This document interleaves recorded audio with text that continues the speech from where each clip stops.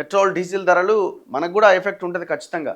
అంటే మనం ఇరాన్ నుంచి దిగుమతులు తక్కువనే ఉన్నా పెద్దగా మనం దిగుమతి చేసుకుంటున్న దాంట్లో ఇరాన్ది పెద్ద పర్సంటేజ్ ఏం కాదు. ఒకప్పుడు ఉంటుండే. అమెరికా ఒత్తిడితో ఇండియా కూడా కొంత అక్కడి నుంచి కొనుగోలు చేయడం తగ్గించింది. సేమ్ లైక్ రష్యా నుంచి ఎట్లయితే మనం కొనుగోలు చేస్తున్నది తగ్గించామో అక్కడ కూడా అదే జరిగింది. అది కూడా అమెరికా ఒత్తిడితోటి. సో దీంతో ఆ హార్ముజ్ జలసంధిని క్లోజ్ చేయడం కావచ్చు, ఈ చమురు కేంద్రాల మీద జరుగుతున్న దాడులతోటి ఉత్పత్తి తగ్గి రేట్ మరింత పెరిగే అవకాశం ఉందట. అమెరికా అంటున్నది ఇరాన్ మొత్తం ఉగ్రవాదులకి ఆయుధాలను ఇవన్నీ సప్లై చేస్తున్నది, మొత్తం అణ్వాయుధాలు తయారు చేస్తున్నదని అమెరికా ఆరోపిస్తున్నది. అందుకే మేము దాడి చేస్తున్నాం. ఇజ్రాయెల్ ఏమో పక్కనే ఉన్న దేశం, మాకు ఎప్పటికైనా ముప్పుగా పరిణమించే అవకాశం ఉంది, అంత పెద్ద ఎత్తున అణ్వాయుధాలు తయారు చేసుకుంటే అన్నది వాళ్ళు. అంటే వాళ్ళు ఒక లైన్ చెప్తున్నారు.